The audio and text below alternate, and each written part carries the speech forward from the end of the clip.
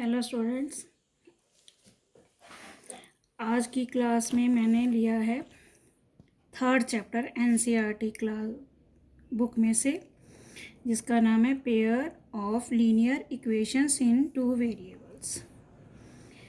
तो आपने नाइन्थ में फोर्थ चैप्टर में लीनियर इक्वेशंस इन टू वेरिएबल्स के बारे में पढ़ा होगा।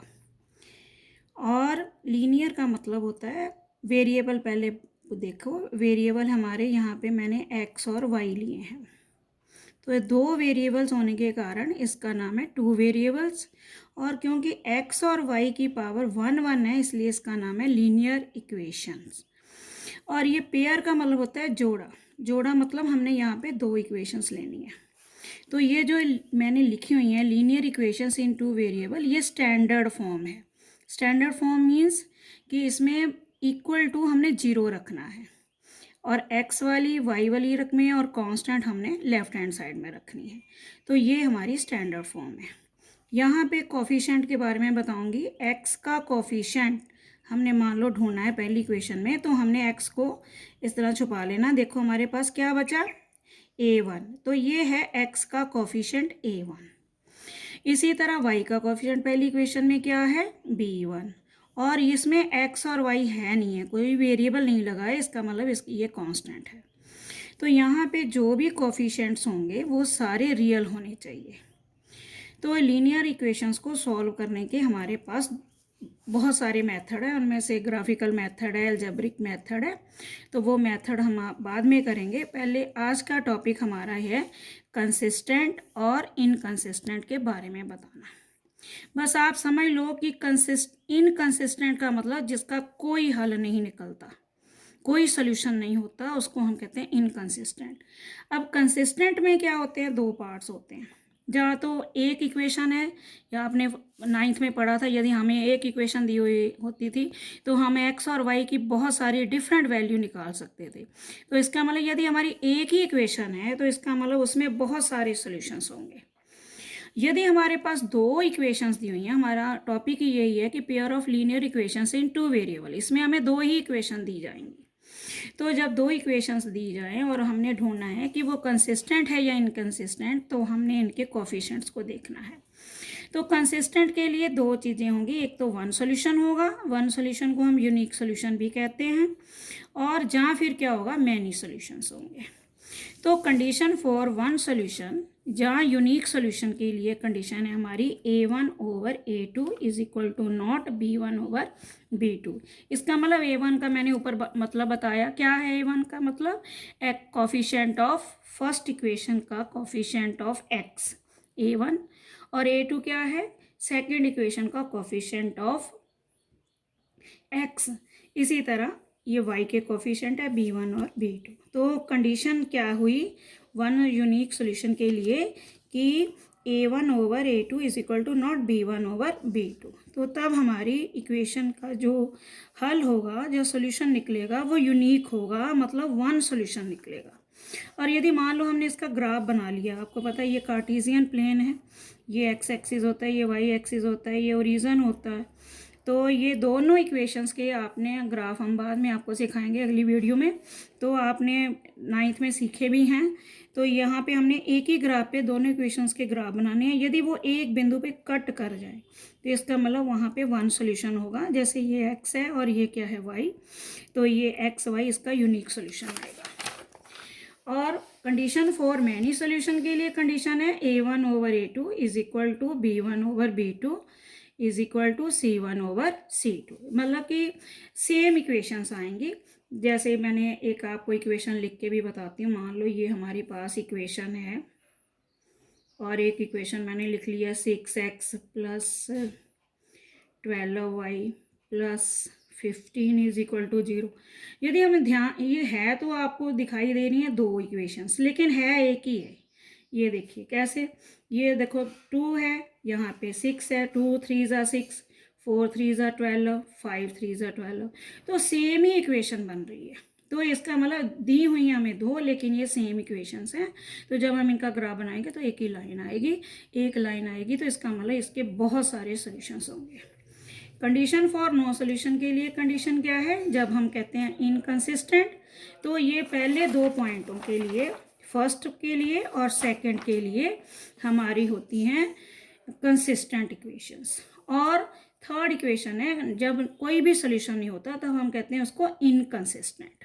इनकंसिस्टेंट मतलब a1/a2 is equal to b1/b2 is equal to not c1/c2। तो इसमें जब हम ग्राफ बनाएंगे तो पैरेलल लाइंस आएंगी। तो अब हम आपको एक सम करके बताते हैं, तो फिर उसके बाद आपको बाद में भी मैं सम दूंगी, तो आप उसके हिसाब से करना। जैसे मैंने ये सम लिखा हुआ है अपनी तरफ से, find out the given pairs of linear equations intersect at A point और पैरेलल और कॉन्सिडेंट। मतलब जहाँ यही क्वेश्चन इस तरह भी आ सकता है कि बताइए कि वन सोल्यूशन है, नो सोल्यूशन है और मैनी सोल्यूशन है। जहाँ यही क्वेश्चन इस तरह भी आ सकता है कि कंसिस्टेंट है या इनकंसिस्टेंट है। तो हमने पहली इक्वेशन ली है 2x + 3y = 5, 3x - 4y = -3। तो पहले हम इस इक्वेशन को स्टैंडर्ड फॉर्म में लिख लेते हैं। तो फिर मैं आपको बाद में भी बताऊंगी कि यदि हम स्टैंडर्ड फॉर्म में ना भी लिख पाएँ तब भी हम ये आंसर निकाल सकते हैं, वो आगे बताएंगे आपको। तो सबसे पहले आप इनको स्टैंडर्ड फॉर्म में लिख लें, क्योंकि कांस्टेंट वाली रकम राइट हैंड साइड पे है, उसको लेफ्ट हैंड साइड में ले आएँ। +5 है, आपको पता है जब भी वो साइड चेंज होती है किसी भी टर्म की तो निशान क्या हो जाते हैं, चेंज हो जाते हैं। इसमें कोई निशान नहीं है, मतलब प्लस का निशान। तो प्लस का क्या हो गया, माइनस इज इक्वल टू 0। देखो बच्चों यहाँ पे -3 है, जब ये इधर आएगा तो क्या हो जाएगा, +3 इज इक्वल टू 0। अब ये हमारी स्टैंडर्ड फॉर्म बन गई है। तो इसको हमने जो पहले आपको दी थी ये इक्वेशंस, उसके साथ कंपेयर करेंगे। तो उसके साथ कंपेयर करने से हमें पता चल रहा है कि यहाँ पे a1 है 2 और a2 है 3 और b1 है 3 और b2 है -4 और c1 है -5 और c2 है 3। तो अब हम चेक करते हैं कि हम इनकी रेशो चेक करते हैं। पहले a1/a2 हमारी आई 2/3 फिर है b1/b2 आई 3/-4। जब हमने लिख लिया तो हमने देखा ये दोनों बराबर नहीं है, तो हमने इसके ऊपर लगा देना ऐसे, इज़ नॉट इक्वल टू का साइन है ये। तो यहाँ पे हमारी कंडीशन बन गई। तो इसका मतलब थर्ड वाली हमने ढूंढनी नहीं है, जब यहीं पे पहले ही पे बराबर नहीं आई तो तीसरे को लेने की ज़रूरत नहीं है। a1/a2 is equal to not b1/b2। तो कंडीशन के हिसाब से हमारा आया कि जब ये दोनों पहले की दो बराबर नहीं है तो जो given pair of linear equations हैं उसका वन सोल्यूशन होगा। और वे लाइनें जब हम इसका ग्राफ बनाएंगे तो एक बिंदु पे कट करेंगी और वो कंसिस्टेंट होंगी। आगे है दूसरा सम है 5x - 3y = -2 -10x + 6y = 4। देखो बेटा, हम एक ही नज़र में हम इसको देख सकते हैं कि इन सब के रेशो सेम है, लेकिन फिर भी मैं करके बताऊंगी। पहले आप इसको स्टैंडर्ड फॉर्म में लिख ले। -2 इधर आके प्लस आ गया, +4 इधर आके -4 आ गया। अब हम इनके रेशियोस लेंगे। ये देखिए a1 है यहाँ पे 5, a2 है -10। हमने कटिंग की 1/-2। अब यहाँ पे माइनस नीचे आया तो हमने हमेशा ये याद रखो कि जब भी कभी माइनस नीचे आ जाए तो आप उसको ऊपर ले जाओ। यदि ऊपर में ही माइनस है तो ही माइनस काट दो। अब b1/b2 है तो यहाँ पे -3/6 आया, कटिंग करके -1/2 आ गया। 3 1 ज़ा 3, 3 2 ज़ा 6। इसी तरह आप इसको कटिंग कर सकते हो यदि कटिंग होती है तो। इसी तरह इसकी भी कटिंग करके 1 -1/2 आ गया।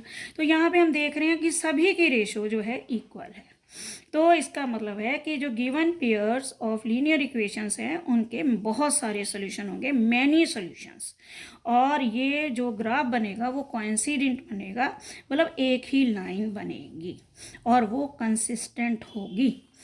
अब थर्ड सम पे आते हैं। थर्ड सम में देखो हमें स्टैंडर्ड फॉर्म में लिखने की ज़रूरत ही नहीं है, क्योंकि यहाँ पे कांस्टेंट वाली रकम तो पहले ही लेफ्ट हैंड साइड में है, राइट हैंड साइड में 0 है। तो हमने सीधा ही ले लेना है a1/a2। आपको पता तो चल ही गया होगा कि हम कैसे लेते हैं a1 a2 b1 b2 c1 c2। तो इसके हिसाब से हमने लिया a1/a2 1/3 आ गया, b1/b2 भी हमने में कटिंग करके आ गया 1/3। अब ये देखिए कि यहाँ पे दो रकमें बराबर आ गई हैं, तो हम तीसरी भी चेक करेंगे। C1/C2 -5/7। तो वो बराबर नहीं आई इन दोनों के। देखो यहाँ पे कंडीशन बन गई A1/A2 is equal to not B1/B2 is equal to not -5/7। तो इसका मतलब इस इक्वेशंस का कोई सोल्यूशन नहीं है, कोई सोल्यूशन नहीं है, मतलब पैरेलल लाइंस हैं। पैरेलल लाइंस आपको पता है, पैरेलल लाइंस वो लाइंस होती हैं यदि जिनके बीच में हमेशा डिस्टेंस जो होता है सेम रहता है। यदि हम इसको आगे बढ़ाएं या पीछे बढ़ाएं तो ये कभी भी मिलती नहीं है, और इसका मतलब इसका कोई सॉल्यूशन नहीं है, तो इनकंसिस्टेंट है।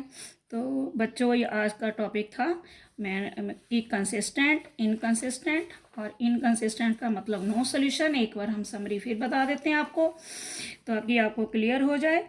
तो आपने क्या करना है, आपको जो भी इक्वेशंस दी हुई हैं उनकी स्टैंडर्ड फॉर्म पहले आपने चेक करनी है, उसके बाद आपने कंडीशंस देखनी है A1/A2 P1/B2। यदि दोनों बराबर नहीं है तो यूनिक सोल्यूशन होगा, मतलब वन सोल्यूशन होगा, इंटरसेक्ट करेंगे एक लाइन पे। और यदि बहुत सारे सोल्यूशन है तो तीनों बराबर होंगे और कोइंसिडेंट होंगी। मतलब ये देखिए सभी इक्वेशंस ये जो है लग रही हैं दो इक्वेशंस, लेकिन है ये एक ही इक्वेशन है। देखो यहाँ भी बिल्कुल 2 3 से मल्टीपल है, बस मल्टीप्लाई हमने किया हुआ है इसको। तो कंडीशन फॉर नो सोल्यूशन के लिए A1/A2 is equal to B1/B2 is equal to not C1/C2। तो अब आपके पास बुक्स नहीं होंगी तो आपके लिए मैंने सम्स लिखे हैं, तो आप वो सम्स आप देख लीजिए वीडियो में और घर पे ट्राई करने की कोशिश कीजिए। और आप ये मैं अब देखिए ये है एक्सरसाइज 3.2 NCERT में से लिया है मैंने, ये सेकंड सम में। तो लिख के दिया है आपको, आप ध्यान से, अभी हम वीडियो को थोड़ा रोक रहे हैं ताकि आप ध्यान से स्टेटमेंट्स देख लें और करने की कोशिश करें ट्राई। ये पहले सम में सभी इक्वेशन स्टैंडर्ड फॉर्म में लिखी हुई हैं, जैसे मैंने आपको करके बताया वैसे ही करना है। थर्ड सम भी बिल्कुल वैसा ही है, उसमें आपने बताना है कंसिस्टेंट और इनकंसिस्टेंट। तो इसमें पहला सम स्टैंडर्ड फॉर्म में नहीं है, उसको चेंज कर लेना आप। और ये थर्ड सम जो है वो मैं आपको अभी आपको करके बताऊंगी कि थर्ड सम कैसे करना है। तो थर्ड सम में 3/2x 5/3y is equal to 7, 9x - 10y is equal to 40।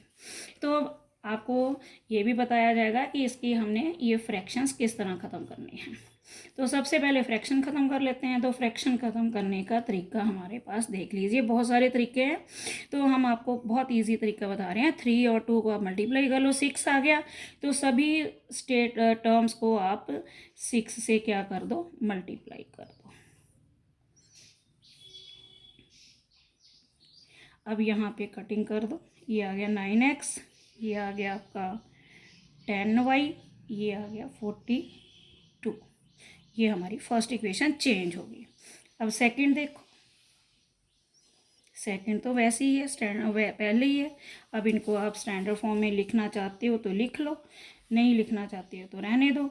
लेकिन आपको अभी आपने शुरुआत की है तो आप इसको स्टैंडर्ड फॉर्म में ही लिख लो पहले, ताकि आप कंफ्यूज ना हो। 9x - 10y is -14 is equal to 0। A1/A2 है 9/9, 1 आ गया। B1/B2 है -10/-10, प्लस यहाँ पे प्लस माइनस, यहाँ पे माइनस है तो यहाँ पे आएगा -1। तो ये पहली रकम है 1 आई है, दूसरी क्या आई है -1। तो इसका मतलब क्या हुआ कि दोनों बराबर नहीं है, तो आगे करने की ज़रूरत नहीं है हमें। जब बराबर नहीं है तो क्या होगा, वन सॉल्यूशन होगा और वो क्या होगी, कंसिस्टेंट होगी। Thank you. अभी